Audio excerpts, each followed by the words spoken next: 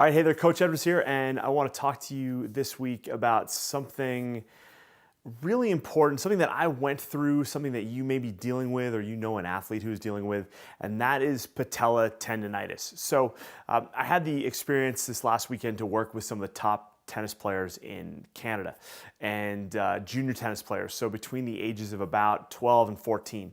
And what shocked me really, well, maybe it didn't shock me, but what I was disappointed to see was a number of athletes with knee pain. And this is something that I went through when I was young. I was diagnosed with patella tendonitis when I was 12 years old. And I had aspirations to be a Division I lacrosse goalie. So 12 years old, I'm about grade 7, grade 8. But I was playing varsity lacrosse. And so my aspirations to play were really high, but my knee pain was huge. And I went to physical therapists at the time, and all that I was told was that I should strengthen my quads. And that typically made me, it just kind of irritated the knee. And the other thing was to stretch. So I was constantly doing that, heel to your butt, grab your heel sort of thing, pull it to your butt, stretch out the quad. But that was just irritating the knee, the patella tendon as well. So what the patella tendon is basically the tendon below your kneecap. So it takes your kneecap and attaches it to your shin bone.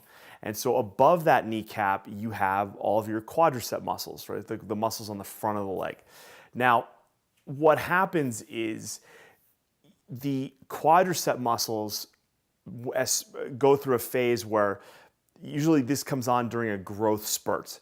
For young athletes, majority of times. It can happen elsewhere. It can happen due to just kind of injuries, bad steps, things like that. But what I saw this weekend with all these athletes was that they had all gone through major growth spurts. And so what happens is the long bone, so your femur, which is your upper leg bone, goes through growth phase, and you get this the bone that the muscle is attached to lengthens. So now that muscle, which is really, imagine it's like a rubber band. So you take a rubber band, and if it's over a certain distance, it feels fine. It's got a stretch to it, but it's okay. If you take it and stretch it further, you feel the tension in that rubber band. Well, that's basically what muscles are going through on a young athlete. And that can be really painful because these muscles are on stretch. And the signal basically from the brain to those muscles is like, hold on, people. We're just barely holding on. We don't want to tear anything. And then what that triggers is your brain has this amazing ability to protect the body, and it sends a signal to your muscles that we call the stretch reflex. So if you've ever stretched a muscle, like let's say you're reaching for your toes and you get to a certain point and you feel out and you just feel everything kind of shorten up, that's a really good example of the stretch reflex. So all this stuff is going on. The bones have lengthened, the brain is sending a signal like, hold on, people. But meanwhile, we are taking these athletes and we're playing. And that's exactly what I did. Like, I didn't want to stop playing lacrosse. I didn't want to stop playing hockey or soccer. It got to the point where I was in so much pain that I hated to stop playing the sports. And so I remember, during my most serious recruiting summers where I would go off to these camps to play lacrosse, and I would have 3 games a day. So you'd have breakfast, a game, you'd have a break, and then you'd have lunch and a game, and then you'd have dinner and a game. And I hated to stop playing because my knees would tighten up. So one of the things that I recommend for athletes to do is, one, you should see a physical therapist. Like, I think legally I probably have to tell you that. But, if you get a good physical therapist, they're going to help you. But I have to kind of say that with a grain of salt. And no offense to the physical therapists out there. Feel free to leave a comment below. I'd love to get your input. But my experience with my physical therapist was I was really getting the bad advice. The advice was basically to ice after I played and to stretch and then strengthen the quadricep muscles. The ice helped for sure. After I played, the ice would reduce inflammation. I was also told to take ibuprofen at a very young age, and I don't necessarily agree with that now. I feel like that may have hindered my body's ability to learn how to repair its own inflammation. Now, there's a lot of people who have perspectives on that, who disagree with that. But there is a kind of side of the medical world that thinks that by pumping us full of anti-inflammatories when we're young, the body then kind of just basically inhibits its own ability to send anti-inflammatory mechanisms to basically keep your body from getting injured and to basically cool things off. But the ice helped after practice. But the thing that I know now, what's helped me the most and what's helped a lot of young athletes who I work with is instead of stretching the quad, like basically putting your butt to your heel and grabbing it and pulling it to you and stretching things out, one, I do basically a hip flexor stretch where I'll get like a couch, I'll get on my favorite, like a couch at home, and I'll put like one leg is standing on the floor, the other one I'm basically kneeling on the couch, and my quad, my leg is basically open. So if this is my hip, and this is my quad, and here's the knee joint, all right, and this is my shin bone, basically it's open. That takes stress off the patella tendon, but allows me to stretch the hip flexors up here and into the upper quad, which gives me some length, okay? The other thing I tell athletes to do, even before that, is if you can get on some sort of a bike with a high seat and pedal lightly, basically get blood flow into the quadriceps and to loosen up, basically just help that tissue get warm. All right, people have gotten away from that. So a lot of strength coaches have, because they think like, oh well, if you bike, you're not using you're basically using a different mechanism than if you were to sprint, and you're going to be sprinting, so that's going to hurt you. I disagree. I think there's a lot of benefits to just getting heat into the muscles and getting it soft.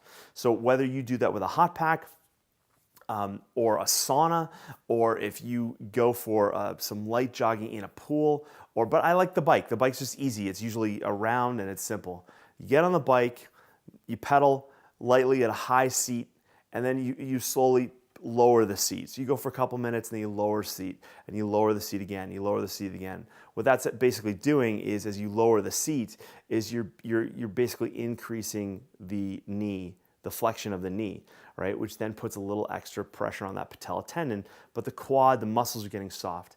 Then I like to roll, okay? So the interesting thing about rolling is there's people now who are like, oh my God, rolling's the worst thing ever. There's no science behind it, whatever. You know what? If you went to a massage therapist and had it massaged, you'd probably think, oh, that's fine, that's okay. Well, think of a roller as a poor man's massage. That's kind of a great way to look at it. So you get the heat into the muscle, and then you get on some sort of rolling device, like a travel roller, a foam roller, a softball. Nothing too crazy intense, because that can also, it can be too much. But basically getting some soft, motion working into that tissue is going to help lengthen out the quad before we actually ask the knee to bend, okay? Now, what I saw happen with these tennis athletes was that they did none of this. Right? The girls have kinesio tape on their knees, on the patella tendon, to try to kind of to support it. There's neither here nor there on the kinesio tape for me. But then they're going out and doing a dynamic warm up, and they're just like inside. Like some of the girls came up to me later, and they were in a lot of pain. But they're toughing it out because there's some of the top tennis athletes, and they don't want to look soft, and I get that. But what we're doing is we're putting an athlete in a really bad situation. So my rules for patella tendonitis are this. Get some heat into the muscles before you ask the knee to bend. Then roll them with a travel roller, a foam roller, a softball. Take it easy. The more intense of the ball you go, the easier you kind of want to go. We're just trying to get some length into there, okay? So we got some heat, we've got some length. Now stretch the knee, okay? Now flex that knee. Whether it's on the couch with a little bit more of a knee bend, or you just grab the heel. If you can do that comfortably, if you grab the heel, pull it to your butt and stretch that way, that's great. Progress gently into a dynamic warm-up. I like to go basically static warm-ups first, okay? People freak out about this because it's static stretching, you can't do it, it's gonna slow you down. Listen, if you're 12, 13, 14 years old and you're going through a massive growth spurt, you need static stretching, okay? Or else you're gonna hurt yourself, all right? Then get into your dynamic warm-ups, get into your sprints, things like that. Now, when you're done, after your session, You want to try to get length into the muscles. Now's a perfect time to work on stretching, static stretching slowly, maybe even some passive stretching gently, okay? And then ice and cool down the muscles, not just the patellar tendon, but also the quadricep, okay? That is what has helped me the most in my experience, my career. That's the advice I give to athletes. By all means, go to a physical therapist, and see what they have to say, but weigh that against the advice that I'm giving you here from experience. Again, I'm not a physical therapist, I'm not a doctor, I just have to say that, but that's the experience that has helped me and has helped a lot of the athletes I've been around. So I was really sad, it hurt me to see athletes in pain. But sometimes technical coaches don't have this mindset. They just want the athletes to be able to do what they need to do.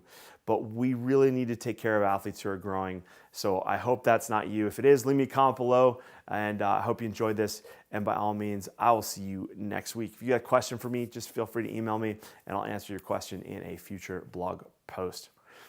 Take care. I'll see you next week.